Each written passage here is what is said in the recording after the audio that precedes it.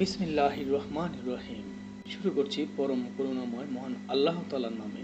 আসসালামু আলাইকুম প্রিয় লিসেনার, কেমন আছেন সবাই? আশা করি ভালো আছেন। আশা করি আপনারা সবাই ভালো আছেন। আমাদের এই নতুন ইউটিউব চ্যানেল ভূত ব্ল্যাক ম্যাজিকে সবাইকে স্বাগতম। যারা এখনো আমাদের চ্যানেলটি সাবস্ক্রাইব করে রাখেননি, এখনো সাবস্ক্রাইব করে রাখুন এবং নতুন নতুন গল্প পাঠাতে চাইলে আমাদের হোয়াটসঅ্যাপ নাম্বারে বা ইমেল নাম্বারে পাঠাতে পারেন। গতবার যে সাপ নাকি জিন রহস্যময় একটা গত পর্বে যে আপনাদের মাঝে ছেড়েছিলাম, সাপ নাকি জিন, সেই ভৌতিক হিস্ট্রি নিয়ে আবার আজকে ফিরে আসলাম আপনাদের মাঝে, আপনাদের সামনে। তো প্রিয় লিসেনার, আর কথা না বাড়িয়ে সেই দিনের ঘটনায় চলে যাচ্ছে, পর্ব 2 এবং শেষ। তো সেদিন যখন রাতে রাজু ঘুমের বিছানায় ভাবতে ভাবতে শুরু করলো, কি সেই জিনিস, আসলে এটা কি জিন নাকি কোনো পড়ে? এই সাপটা কি আসলে সাপ নাকি অন্য কিছু? যাই হোক, কিছুদিন কেটে যাওয়ার পরে হঠাৎ রাজুর মনে বলল, তার মাকে বলল, মা, তুমি তো ঘটনাটা বললা না। আব্বা বললো আর বললো না, তুমি কি ঘটনা একটু কও না, আমার খুব জানতে ইচ্ছা করতেছে। মা, একটু বলো না মা, কোন ঘটনা রে? আরে সেদিন ওই যে আমরা যে সাপ দেখেছিলাম, পরে যে বললো এটা আসলে সাপ না, আব্বার মুখ থেকে শুনতে চাইলাম, আব্বা তো তেমন কিছু বললো না। ও আচ্ছা, এই কথা। তুই নাসর বান্দা, কোনো জিনিস একটা শুনলে খালি এটা শুনতে চাবি, আজ হয় কাল হোক নাহলে পরশু হোক। মা, একটু কও না মা, একটু বলো না মা, আমার তো ঘুম আস না। আজকে যেভাবে হোক একটু শোনাও না মা, আমি কদিন ধরে ঘুমাইতে পারছি না। তুই একটা নাসর বান্দা রে, তোর জন্য পারি না। আচ্ছা, খাওয়া দাওয়া কর, তারপর খাওয়া দাওয়া করে তারপরে শোনাবো। যাক, যেই কথা সেই কাজ। তখন তারা খাওয়া দাওয়া করলো, রাতের বেলা বসলো। তার মা বলতে শুরু করলো, শোন শোন, একদিন তোর দাদি এই পুষ্করিণীর পার, আমাদের ওই পারে যে জায়গা আছে,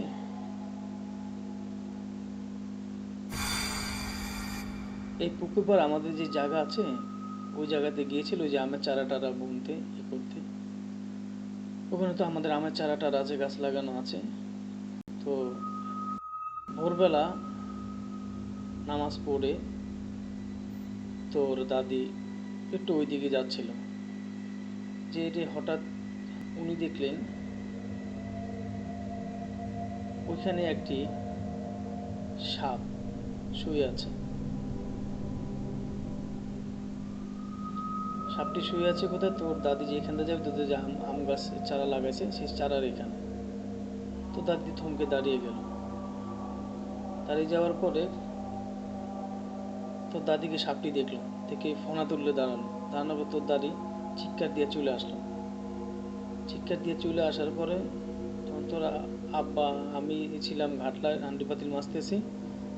তখন দৌড়নি দেখে আমি হান্ডি পাতিল ফেলা দিয়ে দৌড়াই দিলাম, আর দৌড় দিয়ে গিয়ে আমার জড়া দিল। কি হইলো? ওইখানে সাপ সাপ, আর সাপটা তো বিশাল বড়, যেই বড় ফোনা রে, আর খালা কুচকুচে। তখন তখন বললো, কোন জায়গায়? এই যে আমরা যে নতুন গাছ লাগাইছি, গাছটা বড় হইতে আছে, আবার ওই যে লাউরি লাগাইছিলাম, ওটা দেখার জন্য গেছিলাম।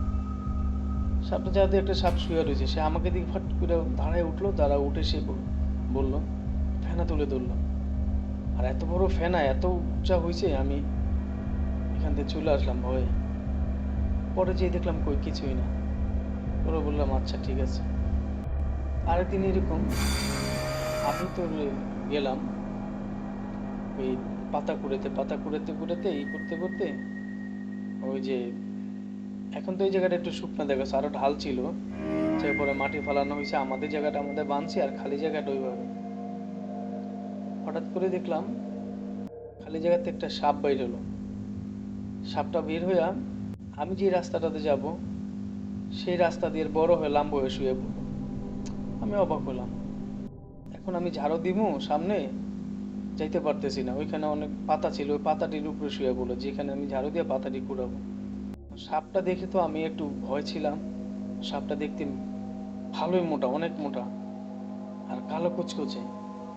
সাপটি শুয়ে আমার দিকে মুখ করে তাকিয়ে আছে।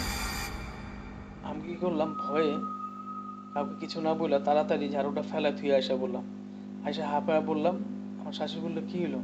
আমার বললো মা তুমি যে আপনি যে সাপটা দেখছেন, আমি তো সেই সাপটা দেখছি। বস কি? হ্যাঁ ওই যে ওইখানে আমি পাতা কুড়ে এখানে জমা রেখে বাকি পাতাগুলো আনবো, সে ওই পাতার উপরে শুয়ে আমার দিকে তাকায় আছে। তখন আমি আমি আমার শাশুড়ি গেলাম, তোর আব্বা গেল, গিয়ে দেখলো কিছুই নাই। তখন আমি বললাম কোনো একটা ব্যবস্থা করো, না তো এইভাবে তো একটা সমস্যা। বললো, আর সমস্যা নাই, সাপ চলে গেছে, কি না কি দেখছে, এটা ঠিক হয়ে যাবে। তখন চলে আসে। একদিন হঠাৎ করে তোর উত্তর ঘরের যে চাচি আছে, চাচি চিৎকার চেঁচামেচি করতেছে হঠাৎ করে, চিৎকার চেঁচামেচি করতেছে। তোর চাচতো ভাই আসলো আর চাচতো বোন আসলো, তোর আব্বার ডাকতে এই অবস্থা, দেখলো সাপ। তো ঘরের যে মাচাঙের উপরে সাপ হাঁটতেছে, ই করতেছে, দুইটা একসাথে। আর এরকম প্রায় সাপেরই ঘুরতে থাকে গ্রামে প্রায় কয়েকদিন পর পর। তো বিরক্ত হয়ে তোর আব্বা কি করলো, না আমাদের বাড়িতে এই সাপ আগে কখনো আসে না, এই অবস্থা, ওজা ডাক দিতে হবে। তো তোর উত্তর ঘরের ওই চাচা আসলো আর তারা বৈশাখ একটা গেলো, ওজা ডাক দিল। ওজার কাছে যাইবো পরের দিন, ওজা খবর দিল, ওজা আসলো। ওজা আসার পরে ওজা চারিদিকটা ঘুরে ঘুরে দেখলো, বললো হ্যাঁ সাপ আছে আপনার দিকে। আর কোন ঘরে? হ্যাঁ আমাদের ঘরে, প্রায় ঘরে এরকম কদিন ধরে সাপ দেখা যাচ্ছে। তখন সে কি করলো, ঠিক আছে, সে তার আসবাব জিনিসপত্র আরো কড়ি টুড়ি অনেক কিছু বার করলো। অনেক কিছু বার করে সে মাঝের উঠানে বসলো। তো আশেপাশের আরো বাড়ির লোকজন এসে ভিড় হয়ে গেল। ভিড় হয়ে যাওয়ার পরে সবাই একটা আতঙ্ক নিয়ে, কেউ আনন্দ করছে, কেউ ই করছে, সাপ দেখবে। অনেক বাচ্চারা আসলো, অনেক মানুষ আসলো, আশেপাশের সবাই চলে আসলো আমাদের বাড়িতে, যে আজকে সাপ ধরার কাজ হবে। অনেকে বলতেছে হ্যাঁ ভালোই করছেন, আপনার বাড়িতে কখনো সাপ উঠে নাই? আমাদের প্রায় বাড়িতে। তো যারা বললো এই বাড়ির কাজ সেরা, কিন্তু আমগো বাড়ির যাইবেন, আমগো সাপ আছে, সাপগুলো ধরবেন, আমরা সাপের যন্ত্রণায় বাঁচতে পারতেছি না। ওজা বললো সাপ ধরার কাজই তো আমি করি, সাপ ধরবো, ধরবো না কেন? ভালো সাপ হইলে নিয়ে যাবো, খারাপ সাপ হইলে মেরে ফেলবো। আপনারা সবাই একটু আমাকে জায়গা দেন, জায়গা দিয়ে সবাই গোল হয়ে দাঁড়ান। সবাই যে যার মতো গোল হয়ে দাঁড়াইলো। গোল হয়ে দাঁড়ানো বললো, সামনে একটু রাস্তাটা ফাঁকা রাখেন, আমি ই করবো। তখন সে বিনবাসী সামনে রাখলো, সবকিছু রাখার পরে সে কি করলো, বললো কার ঘরে? বললো যে যে এই ঘরে সাপ। ঠিক আছে। তখন সে বললো আপনারা ই করেন, একটু রাস্তাটা একটু ছেড়ে দেন, এক রাস্তা। তখন সে কি করলো, তার কড়ি বার করলো, কড়ি করে তার আসবাব জিনিস এক এক করে সব সামনে রাখলো। সামনে রেখে মাটিতে সে মাথা ঠেকিয়ে কি জানি বিড় করে বলতেছে। আর বিন বাঁশি নিয়ে সে বিন বাজাতে শুরু করলো। বিন বাজাতে শুরু করতে করতে করতে হাঁটতে ওই ঘরের, তোর ওই চাচিদের ঘরের ভিতরে গেল। ভিতরে যেতে যেতে যেতে যে বিন বাজাতে বাজাতে তার সাথে দুইটা কড়ি দিল। কড়ি দেওয়ার সাথে সাথে ওই কড়ি দুটো আশ্চর্যভাবে কড়ি দুটা হাঁটতে হাঁটতে শুরু করলো। তাদের হাঁটতে হাঁটতে শুরু করতে করতে তাদের একটা স্টিলের আলমারি ছিল তখন, ওই স্টিলের আলমারির নিচ দিয়ে চলে গেল। নিচ দিয়ে চলে গেল কড়িটা সেখানে। তখন ওজাটা এখানে বিনবাজি বাজানো শুরু করলো। বিনবাজি বাজানো শুরু করলো আর কড়িটা চারিদিকে ঘুরতেছে ঘুরতেছে ঘুরতেছে, আস্তে করে করে দুটা তোর ওই যে আলমারির নিচ দিয়ে ভিতরে চলে গেল, নিচ দিয়ে ভিতরে চলে গেল। তখন সে বলল থামেন, এই আলমারিটা সরান, কয়েকজন পুরুষ আনেন। তখন কি করলো ওজাটাই করলো, বললো সাবধান আপনারা, ধীরে ধীরে। তখন এই তোর আব্বু আর তোর চাচা আর তোর ওই যে চাচতো ভাই জন্য ওনারা এই আলমারিটা ধরে সরালো। সরানোর পরে দেখলো আলমারির এখান দিয়ে একটি ছিদ্র আছে। ওই ছিদ্রের সামনে যে কড়িটা থেমে গেছে। তখন আবার ওজাটা তখন সবাই দেখলো, ও মা গো, এই জায়গায় সাপ নাকি? বললো, হ্যাঁ, আপনাদের এখানে একটা সাপ আছে, আপনারা এখনো জানেন না। এখন আমরা এতদিন যাই না, সাপ দেখতাম আমরা, ওই দিন ধরে দেখছি আমাদের এখানে করে, আমাদের কারে উঠে করে মাঝে, হ্যাঁ, আবার চলে যায়, আমরা ভয়ে কিছু বলি না। এখান থেকে কোথা দিয়ে যায় এটা তো আর টের পাইনি। তখন সেগুলো দেখছেন এখানে মাটি উঁচা হয়ে আছে, মাটি উঁচা হয়ে আছে। তারপর কি করলো ওঝা, এই মন্ত্র পড়লো, মন্ত্র পড়ার পরে বললো, ধীরে ধীরে এখানকার মাটিটা সরা। তো ধীরে ধীরে মাটি সরাতে সরাতে দেখলো একটা ছিদ্র হয়ে গেল। ছিদ্র হয়ে যাওয়ার পরে একটা ফুসফুস করে শব্দ হলো, লাফ দিয়ে উঠলো তোর চাচা, তোর আব্বা। তখন বললো, আপনারা সরেন। তখন সে বিনবাসে বাজাতে শুরু করলো, বিনবাজি বাজাতে শুরু করে সে কড়িটা হাতে নিয়ে আবার ফু দিল। ফু দেওয়ার পরে কড়িটা ওই গর্তের ভিতরে গেল। গর্তের ভিতরে যাওয়ার পরে অনেকক্ষণ পর বিন বাজাতে বাজাতে সাপটি অনেকক্ষণ পর বিন বাজাতে বাজাতে সাপটি চলে আসে, বেরিয়ে আসলো। সাপটি বেরিয়ে আসলো, সাপটির গায়ের রং ছিল মেটো কালার। বেরিয়ে এসে ফেনা তুললো। ফেনা তোলার পরে এই কবিরাজে বিন বাজাতে লাগলো, সাপটি দুলতে থাকলো। তারপরে সাপটি সাথে ওই কুড়িটি চারিদিকে সাপটির মাথার উপরে ঘুরে এলো, সাপটা মাথা নিচে ঘুরে ফেললো। কবিরাজটি সাপটিকে ধরে ফেললো।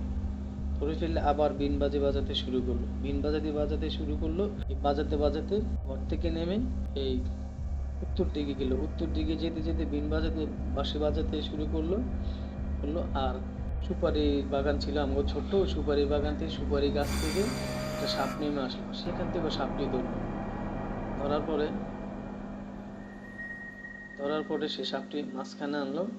আনার পরে এখন বললো, অনেক তো বিন বাজাইলাম, আরো সাপ থাকলে ধরা পড়তো, মনে হয় আর নাই। তখন আমার মা বলল, আমার দাদি, তোর দাদি বলল, দেখেন সাপ তো এটা ধরছেন, কিন্তু এই বাড়িতে একটা সাপ আছে, কালো কুচকুচা, ইয়া মোটা, হ্যাঁ, ইয়া মোটা কালো কুচকুচে, প্রায় যে আমাকে বাড়ির উত্তর দিক দিয়ে মানুষ যাতায়াত করতে পারে না, আমরা যাতায়াত করতে পারি না, সাপটা এইখান দিয়ে এসে বাধা দেয়, আর এখানে এসে ফেনা তুলে দাঁড়ায় থাকে। তখন তো আমি বললাম, হ্যাঁ, আমি এরকম কয়েকবার দেখছি, আমার সামনে সাপটা এসে শুয়ে গেছে, আমি যেখানে পাতা কুড়াবো পাতার উপরে, আমাদের ভয় করে, আপনি ওই সাপটা ধরায় দেন, ওই সাপটা মনে অনেক বিষাক্ত, ওই সাপের মতো সাপকে দেখছি না, এগুলো তো অন্য সাপ। তখন বললো, আচ্ছা ঠিক আছে, আচ্ছা ঠিক আছে বললো কোন জায়গায়। তখন ওই জায়গায় গেল, ওদের সাথে সাথে সমস্ত মানুষও গেল। সমস্ত মানুষ যাওয়ার পরে তখন সে বললো এই জায়গা না। তখন সে আচ্ছা ঠিক আছে, এরকম করতে করতে সে একটু ঘুরে ঘুরে দেখলো। তখন ঘুরে ঘুরে দেখার পর দেখলো, হ্যাঁ, সাপ সাপ গন্ধ এখানে পাওয়া যায়, নিশ্চয় সাপ আছে, আপনাদের কথা সত্যি, কিন্তু কোন জায়গায় সাপটা এইটা তো দেখতে পারতেছি না। তখন সে বলে, আচ্ছা বিনবাসী বাজানো শুরু করি। বিনবাসী বাজাতে শুরু করতেছে। বিনবাসী বাজাতে বাজাতে আশেপাশে আরো কয়েকটি সাপ বাস জারাতে গিয়ে থেকে প্রায় দুইটা সাপ নাইমা এলো। দুইটা সাপ নাইমা আসার পরে সে কি করলো, কুড়ি পরোটা দিল। কুড়ি পরোটা দেওয়ার সাথে ওই সাপটা মাথা ঘুরাতে ঘুরাতে লম্বা হয়ে শুয়ে পড়লো। তখন সাপ দুইটা সে আবার ধরলো। কবিরাজ তো প্রায় খুশি, চারটা সাপ ধরে ফেলাইছে। আরো মানুষও দেখে আনন্দ পায়, অনেক বাচ্চারা জড়ো হয়ে গেছে, আসা পাশের বাড়ির পশ্চিম বাড়ির যে ওনারাও আসছে। তখন ওনারা বলছে, এইটা তো ওই সাপ না, আমরাও প্রায় দেখি এই। তখন তো দাদি বলে, সাপ ধরছেন বালা কথা, এটা সেই সাপ না, ওই সাপটা খুব ভয়ানক, আপনি ওই সাপটা ধরে দেন, ওই সাপটা অনেক বিরক্ত করে, এখানে আসতে পারি না, এটিরই তো কোনো সময় দেখি নাই। তখন কবিরাজ বলে, ওই সাপ ঠিক আছে না, আচ্ছা আচ্ছা ঠিক আছে। পরে বললো, হ্যাঁ, এখনো গন্ধ আছে সাপের না, আমার মনে আশেপাশে আছে, আপনাদের যখন এত ভয়, আমি এটা যোগ্য করে নিই। তখন কবিরাজ বললো, আপনারা সবাই হয়ে দাঁড়ান। হয়ে দাঁড়ান, একটা দাগ দিল, এখান থেকে কেউ নড়বেন না, সবাই যার যার হাতের বান ছাইড়া দেন। হাত ছেড়ে দেওয়ার পরে কবিরাজ সামনে বসলো, কড়ি পরা এই করলো, কড়িগুলো বেছে আরো বড় দুইটা কড়ি বের করলো। তখন সে মন্ত্র পড়া শুরু করলো, মাটিতে কপাল ঠেকিয়ে মন্ত্র পড়ে। তারপর সে বিনবাঁশি বাজাতে শুরু করলো। বিনবাঁশি বাজাতে বাজাতে বাজাতে বাজাতে প্রায় আধা ঘন্টা হয়ে গেল। কোনো সাপ আর আসছে না, কোনো সাপই আর আসছে না। তখন সে কি করলো, বিনবাসী থামিয়ে বললো, আধা ঘন্টা হইলো কোনো সাপ আসছে না, কিন্তু সাপের গন্ধ আছে। এখন গন্ধটা আমার একটু নাকে বেশি লাগছে, কিন্তু এটা বের হইতেছে না। ঠিক আছে, দেখতেছি। আবার সে মন্ত্র মাটিতে করে অনেকক্ষণ মন্ত্র পড়লো। এবার 10 মিনিটের মতো মাটিতে সিজদা দিয়ে থাকলো। মাথা উঠিয়ে দেখলাম কবিরাজের চোখ টোক লাল হয়ে গেল। কবিরাজ খড়ি পড়া দিল। খড়ি পড়া দেওয়ার সাথে সাথে চোখ বন্ধ করলো আর বিড় করে পড়তেছে। খড়ি দুটো আশ্চর্যভাবে বড় খড়ি দুটা দুই দিকে চলে গেল। দুই দিকে চলে যাওয়ার পরে কতক্ষণ পরে আবার খড়ি দুইটা ফিরে আসলো। খড়ি দুইটা ফিরে আসলে চোখ খুললেন কবিরাজ। চোখ খোলার পরে সে কতক্ষণ তাকিয়ে থাকলে বলল, কিরে আনতে পারস নাই? তখন খড়ি দুইটা নড়া দিল। খড়ি দুইটা নড়া দেওয়ার পরে সে বলল, হ্যাঁ আরো দুইটা কবি নিয়ে 4টা দিল। 4টা দেওয়ার পরে সে কি করলো, চোখ বন্ধ করলো। চোখ বন্ধ করে সে বলল, আবার সে এবার মাটিতে দিয়ে বিড় করে পড়লো। চারিদিকে ধুলা বালু ছোটালো আর মন্ত্র বলল। তারপর সে আসনে বসে চোখ বন্ধ করে সে আবার মন্ত্র পড়া শুরু করলো। এবার বিন বাঁশিটা হাতে নিল। হাতে নেওয়ার সাথে সাথে বিন বাজাতে ছিল। এবার বিভিন্ন ধরনের একটি বিনের আওয়াজ সে করলো। আওয়াজ করার পরে 4-5 মিনিট পরে কুড়ি দুটা হাঁটতে শুরু করলো। 4টা কুড়ি একসাথে 4 কোণা চলে গেল। বিনবাঁশি বাজাতে বাজাতে বাজাতে বাজাতে কবিরাজে ঘাম ছুটে গেল। কবিরাজ চোখ বন্ধ করে আছেন। তারপর এইভাবে করে সে বিনবাঁশি বাজাইতেছে। আবার কতক্ষণ পর পর সে মন্ত্র পড়তেছে, বিনবাঁশি বাজাইতেছে আর বলতেছে, আয় আয় আয় আয় আয় আয় আয় যা, ওরে যেইভাবে ধরান এই করি, ওরে যেভাবে নিয়ে আবার সে মন্ত্র পড়তেছে, বিনবাঁশি বাজাইতেছে। তখন সে বিনবাঁশি বাজাইতেছিল। বিনবাঁশি বাজানোর সাথে সাথে সে হঠাৎ করে তার নাক দিয়ে রক্ত বের হয়ে গেল। সে লাফ দিয়ে উঠে সে চারিদিকে মানুষের দিকে তাকালো আর তার কড়ি দুইটা হঠাৎ করে উপর থেকে ধাম ধাম করে নিচে পড়ে সে কড়ি দুইটার দিকে তাকিয়ে থাকলো। তখন সে চারিদিকে তাকে সে বলল, তার মুখ দিয়ে রক্ত পড়তেছে, নাক দিয়ে। সে বলল, আমাকে মাফ করে দেন, এইখানে সাপ আছে ঠিকই, এইটা যেন তেন সাপ না। এই সাপ আমার ধরার ক্ষমতা নাই। আমি কেন, এই সাপ পৃথিবীর কেউ ধরতে পারবো না।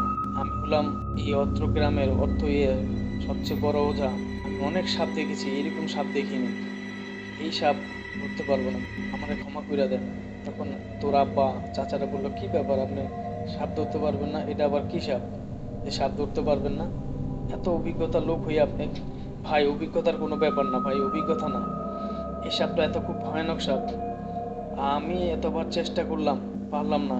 তখন সে, আপনার যদি বিশ্বাস না করেন, তখন একজনকে দূর এই ভাবতে বাজিয়ে দিয়ে কি হইব, এগুলা কোনো কথা নাকি? সাপ ধরতে পারে না, এটা এখন বেশি টাকা খাওয়ার জন্য এগুলা করতেছে। তখন একজন বলল, দেখেন, কবিরাজ বলল, ওরা কখনো মিথ্যা কথা বলে না। আর আমার যখন টাকা খাওয়ার শখ, আমার নাক দিয়ে রক্ত পড়লো কেন? আপনারা এগুলো দিকে বিশ্বাস করেন না, দাঁড়ান আপনাদের বিশ্বাস করাইতেছে। তখন সে বলল, মানুষের কি দিয়ে বিশ্বাস করাবে? তার জন্য আপনারা আমাকে আরো টাকা দেওয়া লাগবে। যদি আপনারা দেখতে চান তাহলে দেখে আয়না পড়ার মাধ্যমে। আপনাদের এখানে তুলা রাশির কেউ আছে? তখন তোর আব্বা বলল, তুলা রাশিকে? তখন তোর ফুপি আসলো, বললো, আমি তুলা রাশি। তখন তোর আব্বা বললো, তুই এখান থেকে যা। হ্যাঁ, তখন তোর দাদা বললো, যাই বাবা, সমস্যা নেই, আজকে দীক্ষা সারুন। হ্যাঁ, কি জন্য পারে নাই, সত্যি নাকি ভুয়া, এটা দীক্ষা সারতে হবে। তখন তোর খালাকে, আমি পারবো। তখন তোর ফুপু বললো, হ্যাঁ আমি পারবো। তখন তোর ফুপুকে বসালো আয়না পড়ার সামনে রেখে সে এই দেখলাম একটা কঙ্কালের হাড্ডি নিল আর একটা পাখির মাথা নিল আর কি নেওয়ার পরে এগুলো সব দিয়ে পানি নিল। পানি নেওয়ার পরে সে বিড় করে মন্ত্র পড়তেছে। আয়নাটা ধরায় রাখলো তোর ফুপুকে দিয়ে, পড়তে তখন সে অজ্ঞান হয়ে গেল। অজ্ঞান হয়ে যাওয়ার পরে তো এর ফাঁকে বলেছিল, দেখেন, আমি যদি অজ্ঞান হয়ে যাই, এই যে আপনারা ভয় পাইবেন না, আয়নাটা ধরে রাখবে। তখন ওই তখন কবিরাজ তখন কবিরাজ অজ্ঞান হয়ে পড়ে গেল। প্রায় আধা ঘন্টা 1 ঘন্টার পরে কবিরাজ অজ্ঞান হয়ে পড়লো। এর ফাঁকে মানুষ বলে, দূর ফালতু মালতু, আধা ঘন্টা 1 ঘন্টা হয়ে গেছে, কিছু হইব না, হুদাও খালি এটি বোকাবাদ ধোকাবাদ।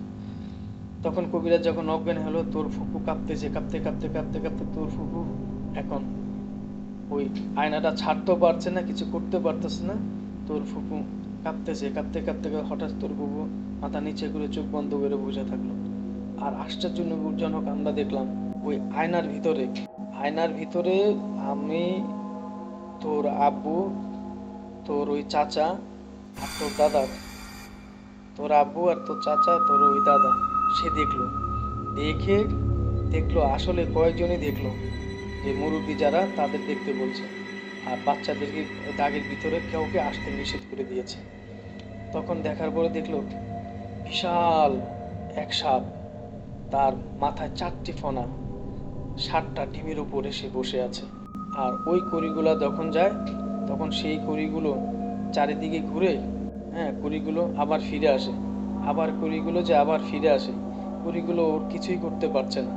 সাপ চোখ লাল হয়ে জিভটা বালাতে বালাতে ফোঁস করতেছে। এটা দেখে সবাই ভয় পেয়ে গেল।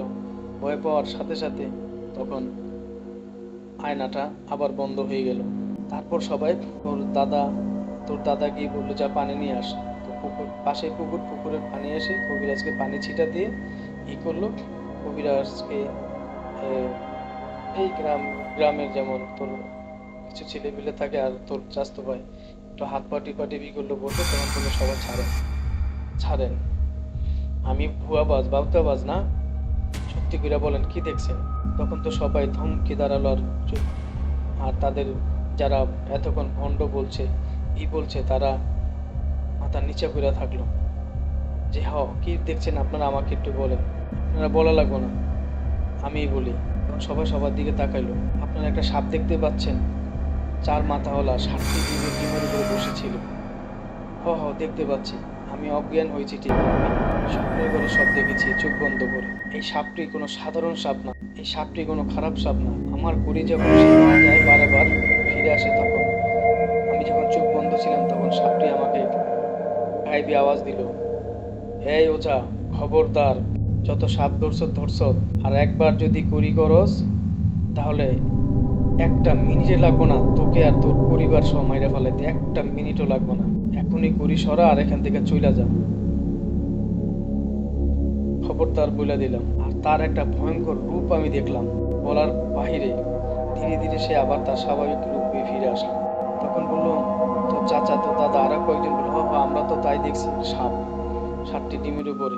তখন সে বলল, হ্যাঁ ঠিকই দেখেছেন, এই সাপ কোনো মামুলি সাপ না, এই সাপ কোনো সাধারণ সাপ না। আপনারা যে সাপ দেখেছেন এটা আসলে কোনো সাপ না, এই সাপটা অনেক ভালো। এই সাপটি আপনাদের এই বাড়ি পাহারা দেয়। আপনাদের এই বাড়িতে নিশ্চয়ই কোনো আল্লাহর ওলি ছিল। এই আল্লাহর ওলির ধারা, যেই বাড়িতে আল্লাহর ওলি 5 ওয়াক্ত মানুষ নামাজ পড়ে, ফরজটা হয় বেশি, সেই বাড়িতে এরকম সব বাড়িতে নেই, এইরকম কিছু কিছু বাড়িতে এরকম সাপ, এই সাপগুলো বাড়ি পাহারার কাজে থাকে, বাড়ির মঙ্গলের জন্য, ভালোর জন্য। আর এই সাপগুলো একজন মুসলমান জাতি সাপ, যেটা আমার অভিজ্ঞতা আছে তার আগেও।